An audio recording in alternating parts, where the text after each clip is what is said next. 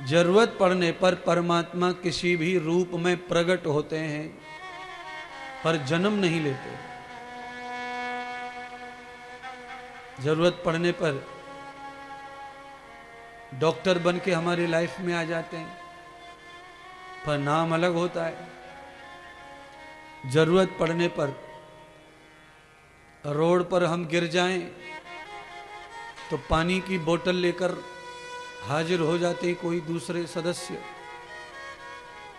वो सदस्य ही भगवान का रूप है। इसी तरह आवश्यकता पर भगवान प्रकट होते हैं। तब तब धरे प्रभु विविधि शरीरा। भगवान अनायास अचानक शरीर धारण कर लेते हैं, क्योंकि उनके पास तो ये कर्तृत्व है, लीला है। जब उन्हें लगता है कि धर्म की हानि हो रही है और धर्म को मानने वाले लोग जो है कम हो रहे हैं, तब तब भगवान का प्राकट्य होने लग जाता है। आज हिरण्यकश्यप जो है साधना करने चला गया,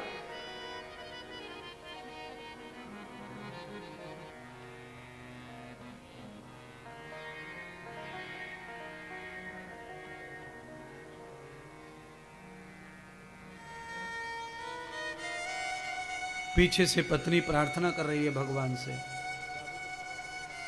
हे दीन बंधु दीनानाथ, ऐसी कृपा करो कि मेरा पति आज साधना भक्ति करने गया है, आपसे प्रतिशोध करने के लिए उसकी भक्ति को सफल मत होने दो, क्योंकि वो आपका अगर विरोधी बन गया तो उसका कल्याण कभी नहीं होगा। और पतिव्रता नारी होने के कारण मेरा धर्म बनता है कि मेरे पति का कल्याण हो, मुझे वही उपाय करना चाहिए, और वो कल्याण तो आपके सिवाय कोई कर नहीं सकता। इसलिए प्रभु रोको। पत्नी अपने पति राक्षस राज हिरण्यकश्यप का कल्याण चाहती है, और कल्याण के साथ साथ वो ये जानती है कि भगवान का विरोध करके कल्याण असंभव है। तपस्या करे, भजन करे, ध्यान करे, साधना करे, उससे कल्याण होगा, पर ये साधना कल्याण के लिए नहीं कर रहा है, ये साधना वर प्राप्ति कर रहा है, और ये ऐसा वर मांगने वाला है जो भक्ति के अधीन होकर ब्रह्मा जी देंगे, और फिर इसका कभी कल्याण नहीं होगा। क्योंकि किसी भी देवता का कर्तव्य सच्चा यही है, जिस भाव से भक्त प्रार्थना पूजा अर्चना करता है, भक्ति करता है, उसकी मनोवांछित इच्छा पूरी करे भगवान। तो कयाधु महारानी को पता था कि ब्रह्मा जी भोले भगवान है, वो मांगेगा और वो देंगे, और फिर इसका कल्याण कभी नहीं होगा। इसका कल्याण तब होगा जब ये साधना भक्ति में भगवान के चरण मांग ले, उनकी शरणागति मांग ले, तो इसका कल्याण हो जाएगा और मेरे वंश को उद्धार हो जाएगा, मेरे वंश में महापुरुष आएंगे। भगवान विष्णु नारायण की भक्ति करती थी माता कयाधु।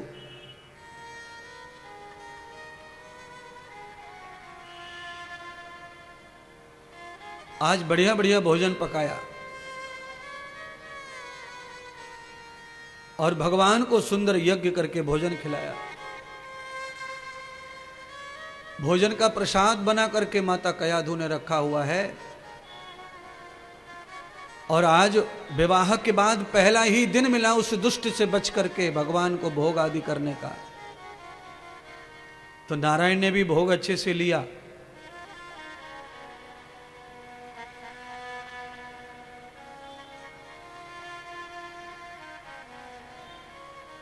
भोग लेकर के अपनी शिष्य का प्रार्थना जो थी वो सुनी।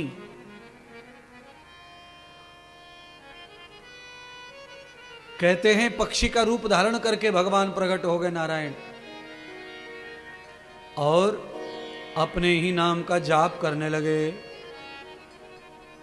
श्रीमन नारायण नारायण हरि हरि, श्रीमन नारायण नारायण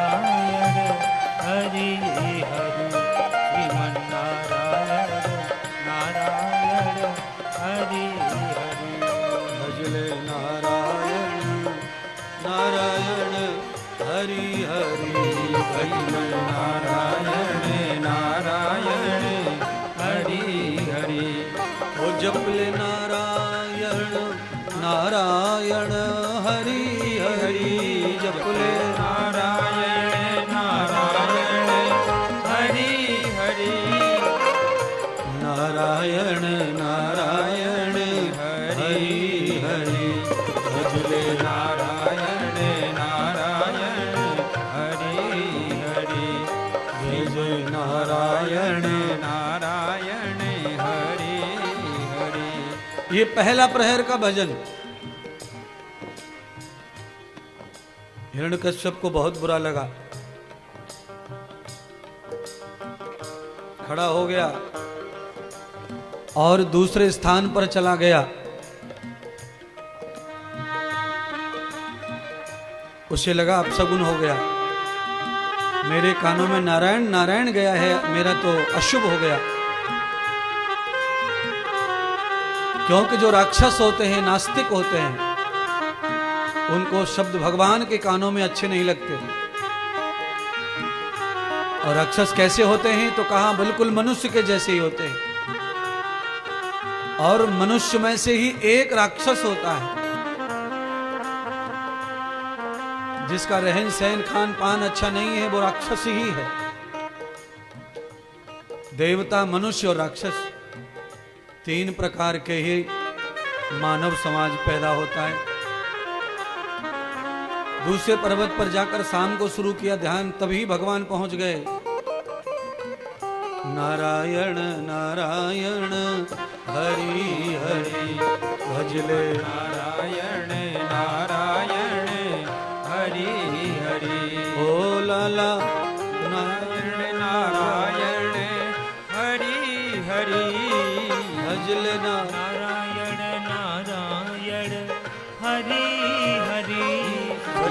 नारायण नारायण हरि हरि भजले नारायण नारायण हरि हरि जपले नारायण नारायण। नारायण हरि हरि। तीन प्रहर का भजन समाप्त हो गया,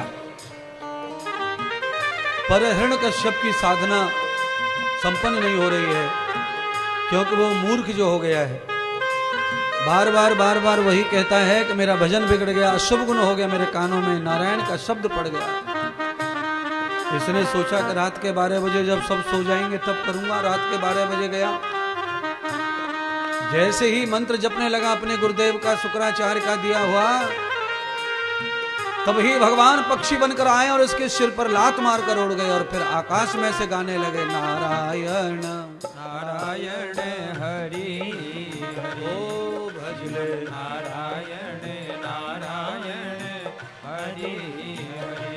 ओ जपले नारायण नारायण हरि हरि भजले नारायण नारायण हरि हरि। श्रीमन नारायण नारायण हरि हरि। श्रीमन नारायण नारायण हरि हरि। ओ भजले नारायण नारायण हरि हरि। ओ राधा नारायण नारायण नारायण हरि हरि। ओ सतगुरु नारायण नारायण हरि हरि।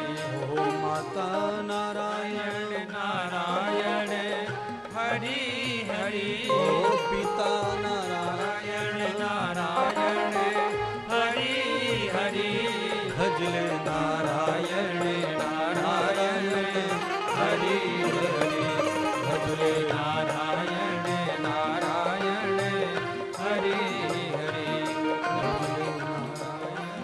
नारायण हरि हरि। भगवान का नाम सुमिरन करने से और भगवान का नाम स्मरण सुनने से पाप जल जाते हैं, पापों का खात्मा हो जाता है। आज इस पापी ने भगवान का नाम सुना, चाहे ये गुस्सा हुआ, पर भगवान का नाम सुमिरन किया, स्मरण हुआ इसे, भगवान के नाम कान में पड़े तो अंदर ही अंदर इसके पाप समाप्त हो गए बहुत सारे। उन पापों के खत्म होने से इसको ऐसी बुद्धि आई कि ये घर लौट आया। और जब घर आया तो पत्नी ने देखा, पत्नी आश्चर्य में पड़ गई कि ये तो 6 महीने का कहकर गया था, ये तो आज ही लौट आया, जरूर कुछ गड़बड़ हुआ है। दरवाजे पर ही इसका क्रोध समाप्त हो जाए, इसका टेंशन समाप्त हो जाए, ऐसा सोचकर माता कयाधु तांबे के कलश में पानी भर लाई और दरवाजे पर ही आकर के पैर धुलवाया, मुंह धुलवाया, हाथ धुलवाए। भजन से, ध्यान से, तीर्थ से घर का कोई भी सदस्य जब लौटता है तो दरवाजे पर उसका हाथ पैर मुख धुलवाकर आरती आदि करनी चाहिए। यही हमारी सत्य परंपरा है सनातन की। हाथ प्रक्षालन, मुख प्रक्षालन और पाद्य प्रक्षालन अवश्य करें। आप अगर बाहर यात्रा करके आए हैं तो घर में बिना हाथ पैर धोए नहीं प्रवेश करना चाहिए। इससे मान भी बढ़ता है यात्री का और घर में किसी भी प्रकार का वायरल दोष नहीं पहुंचता। साइंस भी, विज्ञान भी। अभी 2, 2.5, 3 साल तो गए कोरोना काल को। आप सबको पता है कोरोना काल में बाहर से कोई आता था तो उसके हाथ पैर सब धुलवाए जाते थे, मुंह से धुलवाया जाता था और उसके अंग पर पानी छिड़क दिया जाता था, नहाने को, कपड़े बदलने को बोला जाता था। क्यों? उस समय वायरल फैला हुआ था। कपड़े पे वायरस आ सकता था, बालों में आ सकता था, हाथ में आ सकता था। ऐसे ही कभी कभी इतने वायरस फैले रहते हैं जिनका किसी को पता नहीं रहता। इसीलिए हमारे यहाँ तो पहले से ही हाथ पैर धोकर घर में प्रवेश करने की इजाजत है और परंपरा भी है। पहले हमारे यहाँ मेहमानों के हाथ पैर धुलवाए जाते थे। आजकल ये परंपरा कम हो गई तो परंपरा आजकल कहां टिक गई है। अब ये परंपरा खाली 2 लोगों के पैर धोने की बची है। अब साधु संत गुरु के पैर धोए जाते हैं, या हमारी कन्या बहन को ब्याहने के लिए कोई लड़का आता है दूल्हा बन के, उसके पैर धोए जाते हैं। धीरे धीरे ये भी समाप्त हो जाएगा।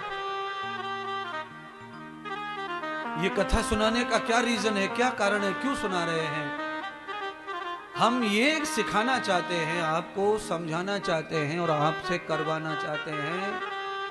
घर का कोई भी सदस्य यात्रा पर गया है, लौटा है, अगर वो यहीं बाजार गया है तो वो खुद ही हाथ पैर धो के अंदर जाए। अगर कोई तीर्थ यात्रा पर गया है हफ्ते 2 हफ्ते के लिए तो उसका दरवाजे पर स्वागत होना चाहिए, सम्मान होना चाहिए, उसकी आरती होनी चाहिए, उसकी जय जयकार होनी चाहिए और उसे लेने के लिए गांव के बाहर तक जाना चाहिए। यही परंपरा है। आज भी कोई हमारे घर के लोग कावड़ लेके आते हैं तो कावड़ का स्वागत हम गांव के बाहर करने जाते हैं। हम नहाते धोते, कावड़ सवारते और जो कावड़ लाए हैं उनको भी पैर हाथ धुलवा कर विश्राम करवाते हैं। तो हम कभी कभी मौके मौके पर ये कर्म को करते हैं, परंपरा को निभाते, रोज नहीं निभाते। मेरी इच्छा क्या है, भागवत की इच्छा क्या है, रोज ये नियम पालन करो।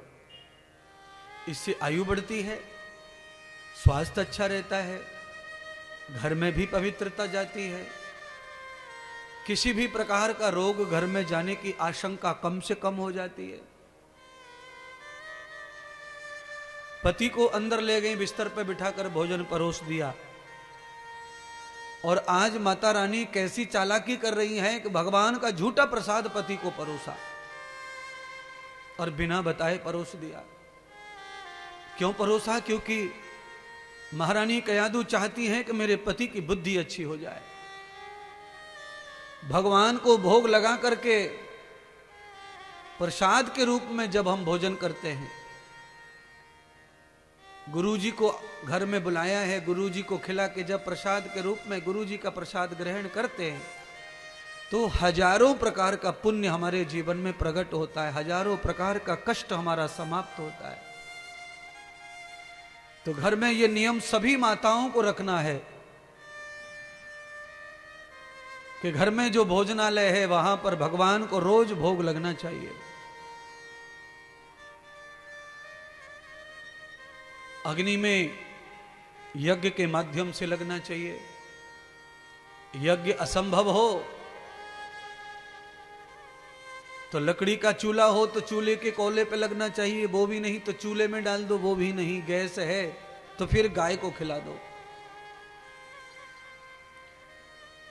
ऐसा नियम कोई नित्य करो, उसके अनंत लाभ आएंगे आपको आपके जीवन में धीरे धीरे।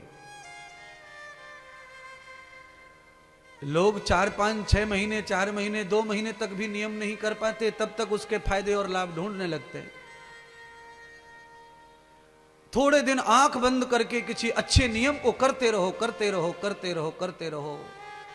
जैसे जैसे उसकी जड़ जमेंगी तुम्हारे कर्म की, वैसे वैसे पेड़ बड़ा होता जाएगा, बड़ा फूल आएंगे, फिर फल आने लग जाएंगे। पर थोड़ा सा इंतजार करो कर्म करते करते। आज ही पौधा लाए अपन नर्सरी से, आज ही खेत में लगा दिया और उसमें गंगा जल डाल दिया, दूध डाल दिया, केसर डाल दी, यूरिया डाल दिया, खाद डाल दिया और शाम को सूर्य अस्त होने के पास पहुंच गए। अरे पेड़ मैंने सुबह लगाया, तू फल दे। अब शाम को फल कहां से देगा वो? इतनी जल्दी है तुमको फल की, और फल मिलता नहीं तो तुम्हारी आस्था जो है डगमग होती है, कर्म डगमग होता है, निष्ठा डगमग होती है, सब धीरे धीरे बिगड़ता चला जाता है। इसीलिए अचल भाव से भगवान का चरण बंदन करें, अचल भाव से भगवान की सेवा पूजा करें।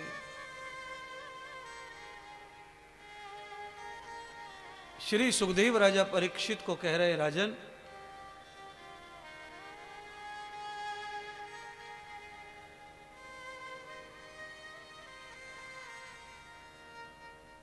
जैसे ही भोजन ग्रहण किया हिरण्यकश्यप ने,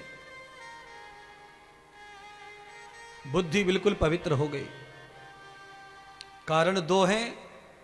पहला कारण है कि वो पहले भजन भगवान का नाम सुन के आया पहाड़ों में, और दूसरा कारण भगवान का प्रसाद प्राप्त हो गया। दोनों रीजन एक ही दिन पूरे हो गए तो उसकी बुद्धि बिल्कुल पवित्र हो गई और वो बहुत शांत भाव से अपनी पत्नी को देखने लगा। महारानी कयाधु बहुत तपस्वी थी, उन्होंने पहचान लिया कि आज पति जो है काफी अच्छा लग रहा है, बुद्धि काफी सही लग रही है, विचार सही लग रहे हैं, शांत लग रहे हैं। जब पेट भर गया पति का, तब पत्नी ने पूछा, स्वामी एक बात पूछूं, आप 6 महीने के लिए गए थे पर्वतों पर ध्यान साधना के लिए, आज आप शाम को ही लौट आए, कारण? तो कारण उसके मुंह से निकल गया कि कारण एक बहुत खतरनाक हो गया, मेरे साथ बहुत बड़ा हादसा हो गया है। और वो हादसा यह है कि आज मेरा दुनिया का सबसे दुश्मन जो ज्यादा है, जिसकी और मेरी एक आंख नहीं बनती है, आज उसका नाम मेरे कानों में गूंजता रहा और एक पक्षी बार बार वो नाम गाता रहा, मेरी साधना में विघ्न डाल दिया। महारानी कयाधु को लग गया कि इसका दुश्मन तो इस समय कोई नहीं है भगवान के अलावा। तो क्या भगवान ने कोई लीला कर दी, मेरी प्रार्थना सुन ली? स्वामी हुआ क्या, बताओ तो सही, समझ में नहीं आ रहा आप क्या कहना चाहते हैं। तो हिरण्यकश्यप ने कहा कि आज मेरे कानों में पक्षी चीख चीख करके चिल्ला रहा था आकाश में, नारायण नारायण, इसकी वजह से मेरा भजन बाधिक हो गया और मेरी साधना जो है भंग हो गई। और एक बार नहीं, पूरे दिन रात के 12 बजे तक वो नाम आकाशवाणी होती रही, इसलिए मेरा आज ध्यान नहीं हो पाया, मैं लौट आया। महारानी कयाधु ने निश्चय कर लिया कि आज मेरे पापी पति के मुख से नारायण नाम निकल गया है, तो आज मुझे गृहस्थ कर लेना चाहिए।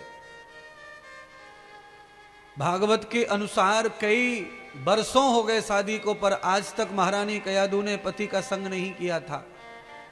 उन्होंने संकल्प लिया था कि जिस दिन मेरा पति सात्विक हो जाएगा, जिस दिन मेरा पति नारायण का भक्त हो जाएगा, उसी दिन मैं उसके गृहस्थ में प्रवेश करूंगी। और आज वो संभव हो गया। तो महारानी कयाधु ने पति का संग किया, उसके कारण महारानी गर्भवती हो गई। और जब गर्भवती हुई तो महारानी कयाधु ने भगवान से प्रार्थना की, परमेश्वर इस राक्षस को, इस पति को भगाओ मेरे पास से, ये दूर चला जाए, ऐसा कुछ लीला करो जिससे कि मेरे गर्भ में आया हुआ जो बच्चा है वो आपका परम शिष्य बन जाए, परम भक्त बन जाए। मैं आपका ही भक्त बनाना चाहती हूं इस बच्चे को। अब बच्चे को कैसा बनाना है ये मां पहले महीने में सोच ले और उसी तरह का माहौल खड़ा कर दे, वैसा ही बच्चा बन जाता है।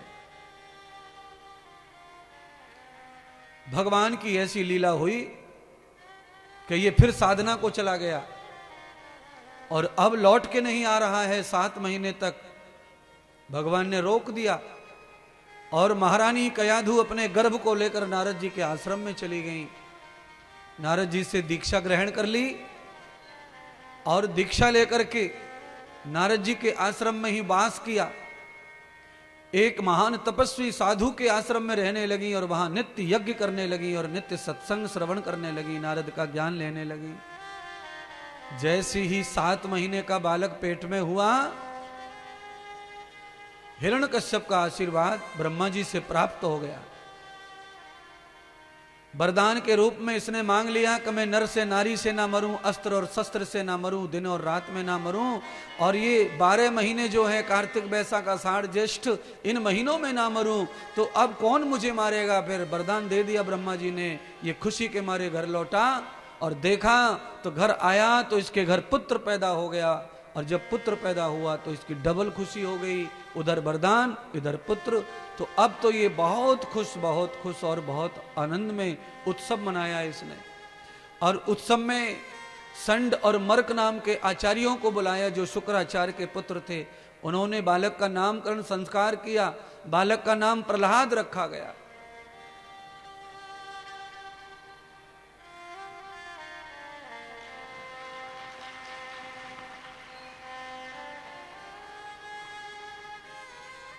अब तो ये अपना राक्षसपन दिखाने लग गया, कारण वरदान प्राप्त हो गया था, रात दिन नहीं मरूंगा, अस्त्र और शस्त्र से भी नहीं मरूंगा, दिन रात और मास वर्ष में नहीं मरूंगा। तब डर किस बात का। और साथ में पुत्र की प्राप्ति हो गई तो अब ये अपने मन में सोचता है कि शीघ्र मेरा पुत्र युवा हो जाएगा तो हम विष्णु को छोड़ेंगे नहीं, दोनों बाप बेटे मिलकर। बालक 3 ही वर्ष का हुआ और इसने तत्काल उसे पढ़ने के लिए भेज दिया, राक्षसी विद्या के लिए। इस कथा के माध्यम से यह महसूस हो रहा है कि अपने बच्चों को जो जल्दी जल्दी स्कूल भेजने की सोचते हैं वो माता पिता अच्छे नहीं हैं। कथा के अनुसार वो हिंसक माता पिता हैं, राक्षसी प्रवृत्ति के माता पिता हैं। क्यों? छोटे छोटे बच्चों के स्कूल जो है चल रहे हैं, ये सब पाश्चात्य संस्कृति को पनपाने वाले स्कूल हैं। गुरुकुलों में पढ़ाई की जो उम्र है वो है कम से कम 10 वर्ष। 10 वर्ष का बालक गुरुकुल में पढ़ने जाए, जो स्वयं नहा ले, स्वयं कपड़ा धो ले, स्वयं भोजन कर ले, स्वयं बर्तन मांज ले, स्वयं बिस्तर उठा ले, ये बच्चे को नॉलेज आ जाए। इतना नॉलेज घर वाले को देना है, माँ को देना है, पिता को देना है। और 10 वर्ष के बच्चे को जितना स्कूल में ज्ञान होता है अक्षर का, इतना ज्ञान घर पे ही बच्चे को माता पिता को देना चाहिए। क्योंकि ये दोनों माता पिता 5 वर्ष तक माँ गुरु है और 9 वर्ष तक पिता गुरु है। 9 साल तक माता पिता को ही बच्चे को घर पे पढ़ाना चाहिए। और जो माता पिता ऐसा करता है उसका बच्चा ढीठ नहीं बनता है, निकम्मा नहीं बनता है, लाचार नहीं बनता है, दुष्ट नहीं बनता है। और जो 2-3 साल के बच्चे को, 2.5-3 साल के बच्चे को जल्दी से स्कूल में डाल देते हैं, प्ले ग्रुप में डाल देते हैं, नर्सरी में डाल देते हैं, वह बच्चा हर हाल में आगे चलकर राक्षस ही बनेगा। क्योंकि बच्चे का निर्माण रुक जाएगा, बच्चे को भाषा का ज्ञान तो हो जाएगा पर बच्चे की संस्कृति मिट जाएगी, बच्चे की जीवन पद्धति समाप्त हो जाएगी। बच्चा बचपन से मजबूर हो जाएगा, उस भाषा को पढ़ते पढ़ते पगला जाएगा और अंत होगा कि मानवता नष्ट हो जाएगी और उसमें एक राक्षस का जन्म होगा। वही हो रहा है। अब इसमें मेरी तरफ से कुछ नहीं कह रहा हूं बंधुओं, ये कथा कह रही है। इसमें लिख के गए व्यास जी, 5 वर्ष मां गुरु, 9 वर्ष तक पिता गुरु। पिता को क्या ज्ञान देना चाहिए 4 वर्ष गुरु बनकर?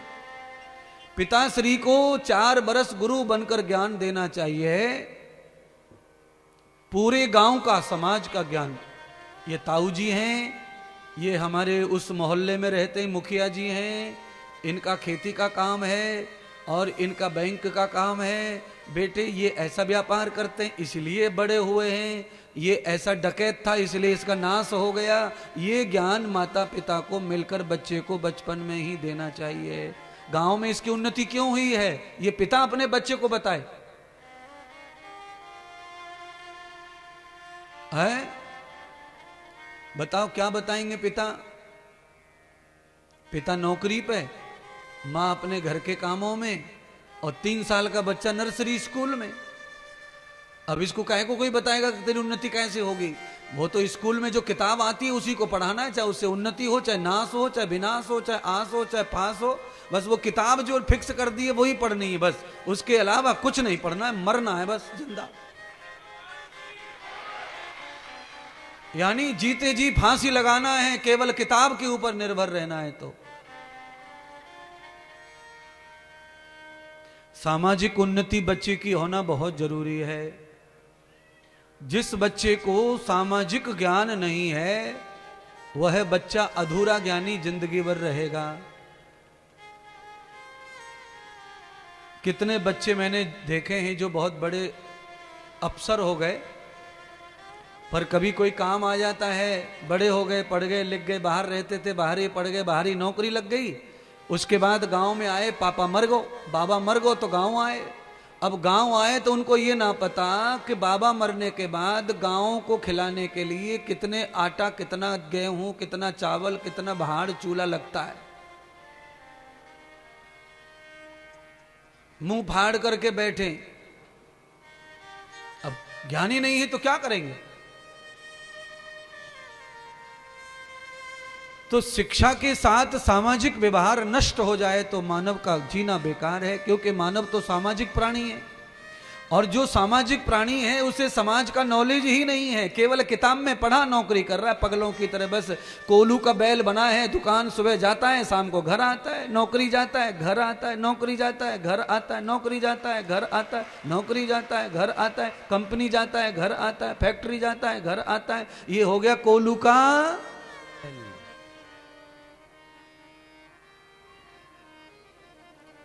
और कोलू के बैल को हल में कभी जोत सकते नहीं है, क्योंकि उसको आदत हो जाती है गोल गोल घूमने की।